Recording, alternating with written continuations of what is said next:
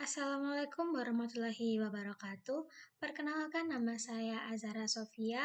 Di sini saya akan menjelaskan bagaimana cara mengolah data lewat SPSS. Yang pertama, yaitu kita harus mempunyai data mentahnya dulu. Bisa dilihat di samping kiri ini adalah data responden yang berjumlah 90. Dan ini adalah variabelnya. X1, X2, X3, dan juga Y. Kemudian masing-masing dari variabel ini memiliki 3 pertanyaan yang kita belum tahu jumlah dari pertanyaan tersebut. Langsung saja sama dengan sum, kurung, kita tarik saja seperti ini, kemudian tutup kurung, enter. Langsung saja kita tarik ke bawah sampai selesai. Begitupun selanjutnya, yang variabel kedua sama dengan sum, buka kurung, tarik, tutup kurung, enter. Kita tarik lagi ke bawah sampai selesai.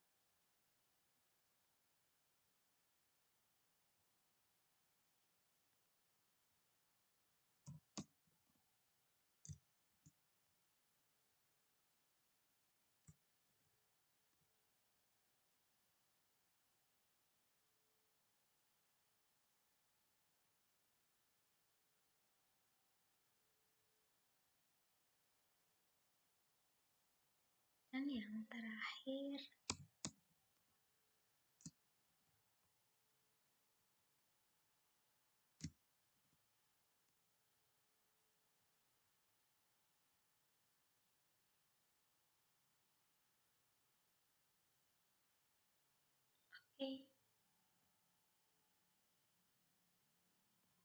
Oke, kemudian kita lanjut ke SPSS.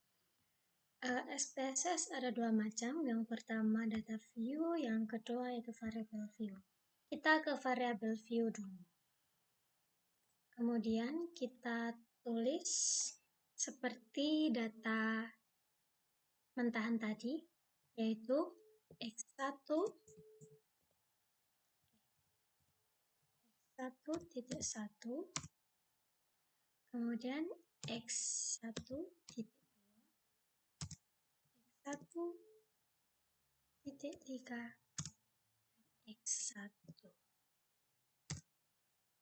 Kemudian X2.1, X2.2, X2.3, X2. X3.1,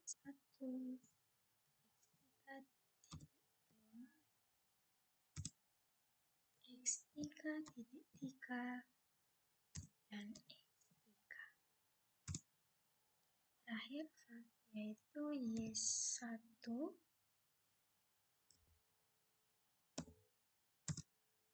Y1.2, Y1.3, dan terakhir Y1.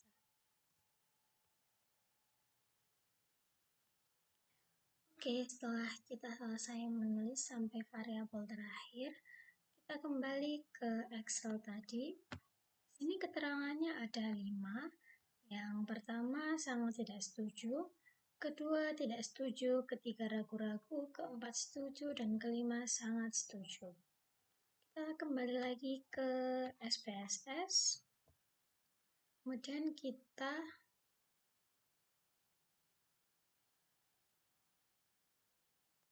tulis di sini yang value 5, labelnya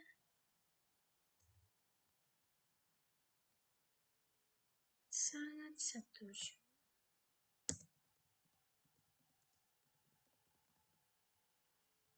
Kita klik ADD. Kemudian 4, labelnya setuju. Volunya 3, labelnya ragu-ragu. Klik ADD. Volume 2, labelnya tidak setuju. Kita klik ADD. Dan volume 1, labelnya sangat tidak setuju. Setelah itu kita klik OK.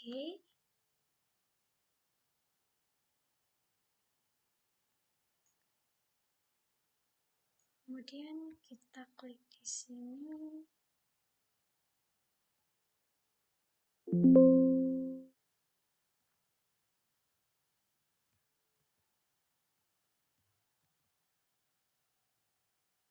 Ini juga.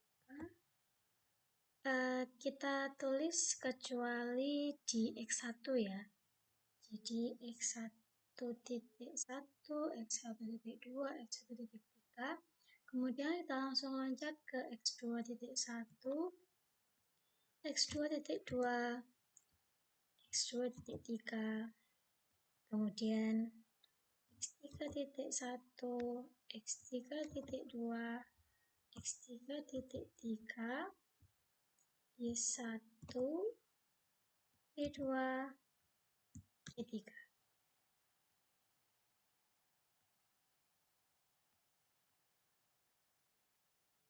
Kemudian kita ke measure yang nominal ini diganti ordinal.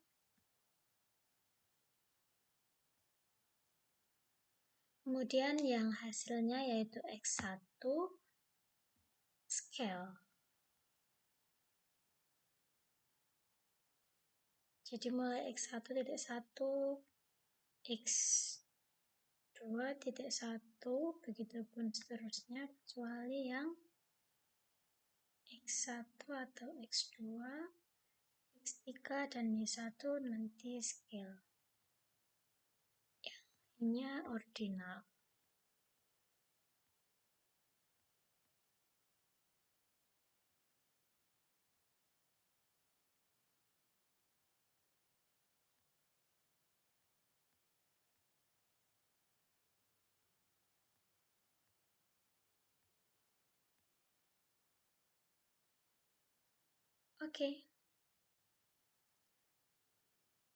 Oke, kita langsung bergeser dari variable view ke data view.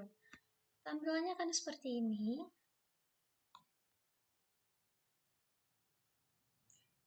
Kemudian kita ke data tadi yang di Excel. Dari X1 sampai ke Y, kita copy. Sampai terakhir ya guys. Kemudian kita kembali ke SPSS dan kita paste. Nanti akan muncul seperti ini.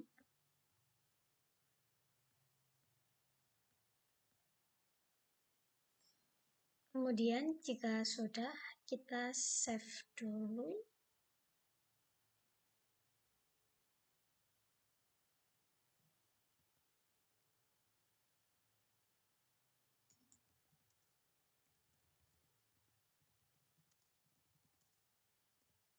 Di sini saya akan namanya olah data 1.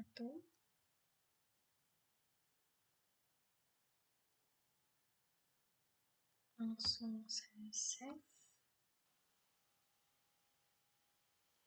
Oke, kemudian kita akan mencari di sini yang pertama yaitu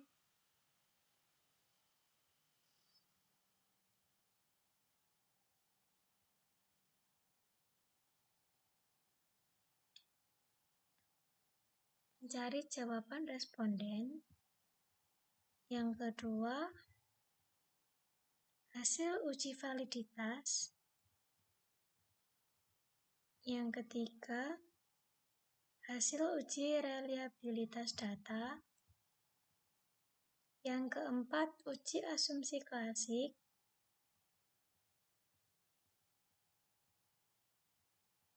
Dan yang terakhir,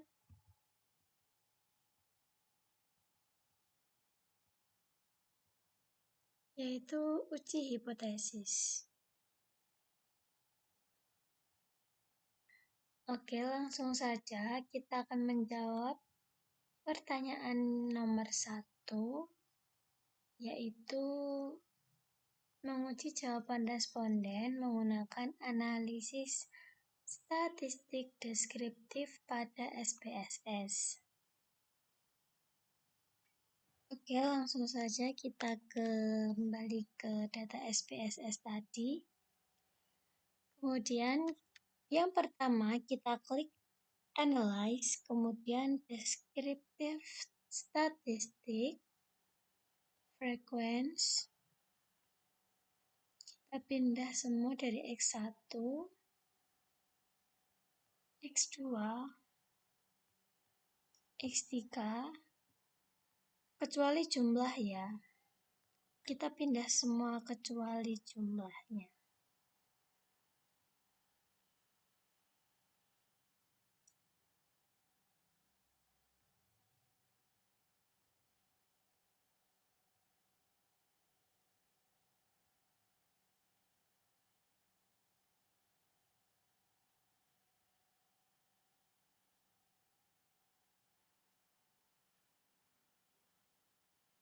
Nah, tampilannya akan seperti ini. Di sini sudah terlihat ada data yang tidak setuju, ragu-ragu, setuju, sangat setuju, dan totalnya udah berapa. Lihat tabel-tabelnya. Di X1 ada yang tidak setuju, yaitu ada 3, atau bisa dilihat di persen atau valid persen, yaitu 3,3%. Ragu-ragu, setuju, dan sangat setuju. Kita tadi di keterangannya ada 5, yaitu sangat setuju,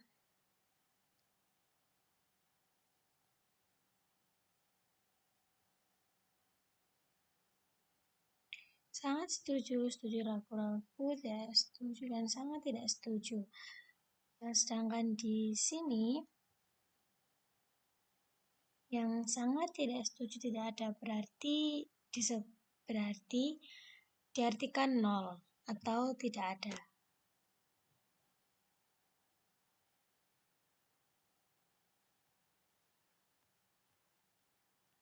Dan mari kita cek apakah ini benar dari X1 sampai X2, sampai Y. X3, Y1, Y2, sudah lengkap. Oke, kita akan lanjut.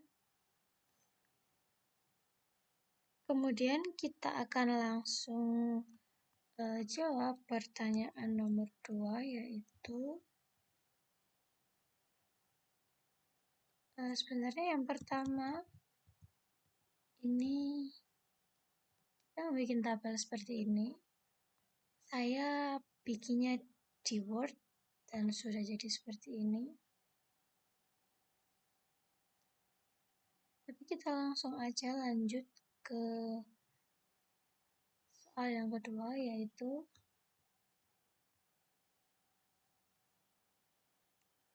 hasil uji validitas menggunakan analisis korelasi person product moment.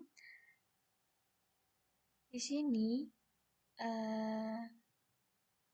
uji validitas berarti kesucian alat ukur dengan apa yang hendak diukur. Artinya, alat ukur yang digunakan dalam pengukuran dapat digunakan untuk mengukur apa yang hendak diukur. Jadi, validitas adalah seberapa jauh alat dapat diukur hal atau subjek yang ingin diukur.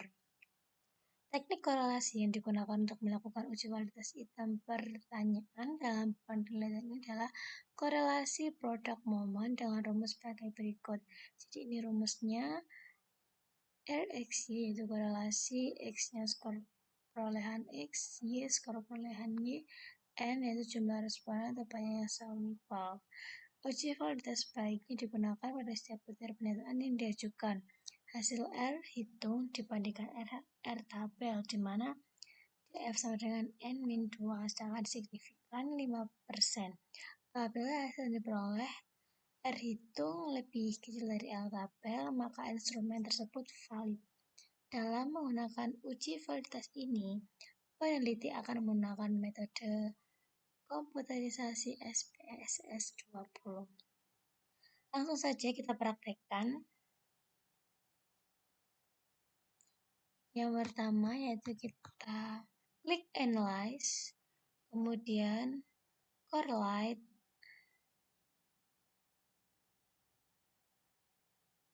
aplikasi SPSS-nya, kita ke data tadi, kita klik Analyze, terus Correlate,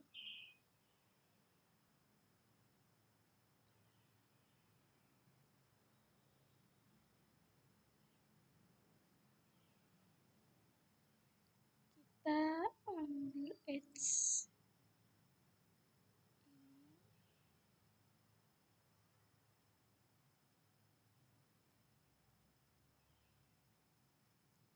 Jangan lupa person sama toiletnya, kemudian nah nanti akan muncul correlation-nya,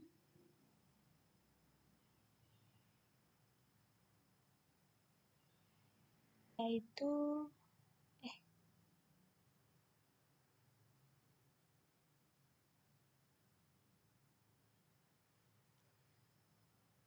di X1 data R hitungnya yaitu 772, begitupun juga X2 874, X3 764. Dan untuk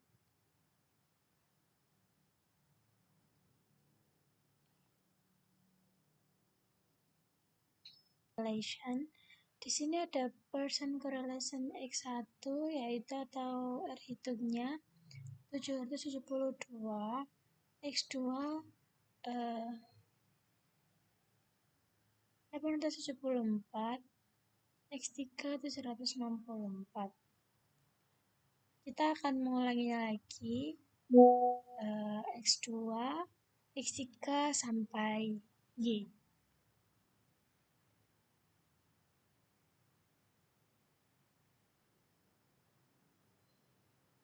Baik, kita akan lanjut ke bagian tadi. Syaratnya untuk supaya valid yaitu hasil R hitung dibandingkan dengan R tabel, di mana DF sama N-2 ini dengan signifikan 5% apabila hasil yang diperoleh R hitung atau R tabel lebih besar dari apabila kita tulis PPT tadi, apabila data invalid, maka hasil yang diperoleh dari R hitung harus lebih besar daripada R tabel. Bagaimana cara mencari R tabel?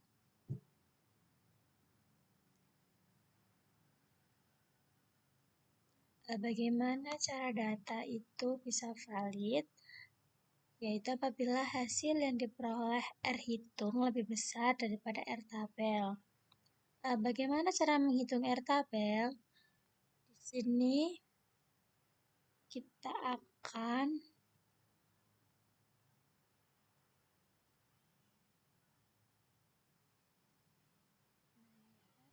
di sini sudah di sini untuk mencari R tabel rumusnya yaitu DF sama dengan N dikurangi 2. N sama dengan jumlah sampel atau responden. N-nya tadi kita ada 90 responden, kemudian dikurangi 2 jadi 88. Jadi kita cari angka 88 ini kita dapat 0,210. Jadi R tabelnya yaitu 0,21. Jadi R tabelnya yaitu 0,210. Kemudian kita akan membuat tabel seperti yang ada di PPT, yaitu seperti ini. Untuk menentukan valid atau tidaknya dari mulai variabel X1 sampai Y.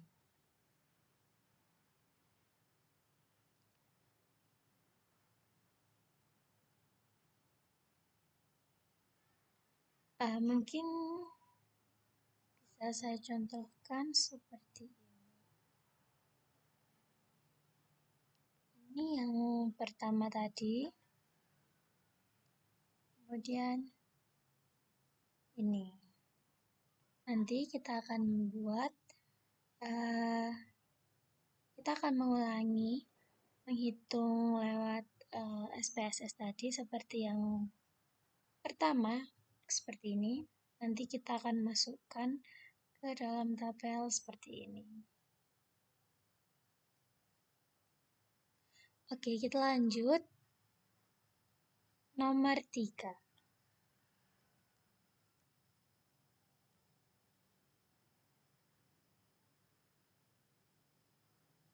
Kita akan uji reliabilitas data menggunakan metode Cronbach-Alpha. Kita ambil H.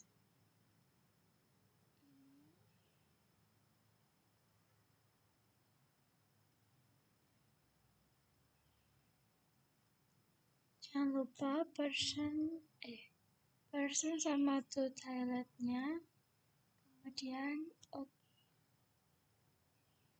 nah, nanti akan muncul correlation-nya.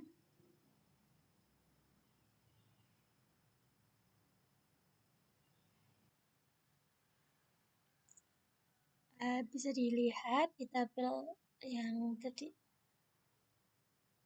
Oke, jadi seperti ini tampilannya correlation. Di sini ada person correlation X1 yaitu atau R hitungnya 772, X2 874, X3 764. Kita akan mengulanginya lagi, X2, X3 sampai Y.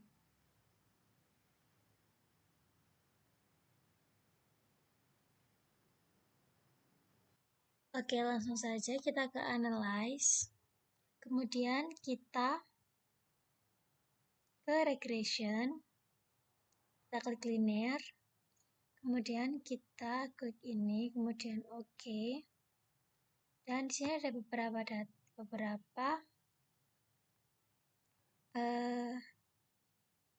tabel. Nah, untuk analisis regresi linear berganda ini menggunakan tabel yang koefisien. Berarti kita akan menggunakan tabel yang ini.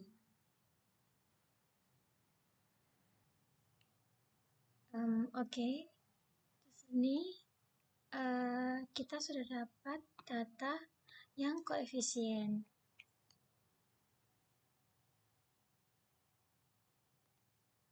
Untuk analisis regresi linear berganda, yaitu kita menggunakan rumus ini. Y sama dengan A plus B1 X1 plus B2 X2 plus B3 X3 dan B4 X4. Kita ini yang terakhir yaitu Y. Jadi di sini Y sama dengan 3,869 yaitu P1. Di sini kita akan jadi di sini yaitu Y sama dengan 3,86 plus B1. Kemudian ini 0,79 yaitu X1.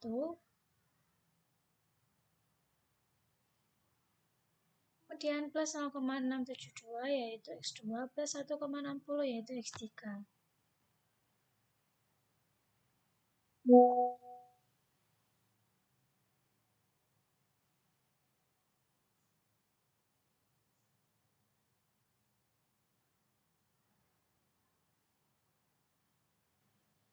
Data yang menggunakan regresi linear berganda yaitu menggunakan koefisien.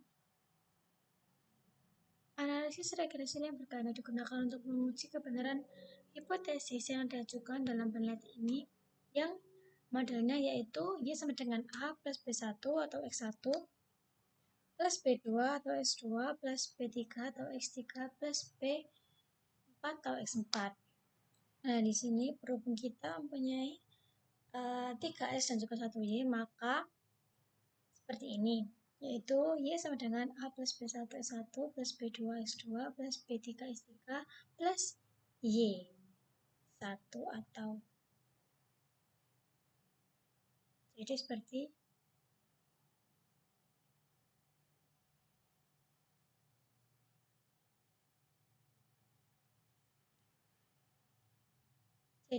ini, Y sama dengan A plus B1 X1 plus B2 X2 plus B3 X3 plus Y atau Y1.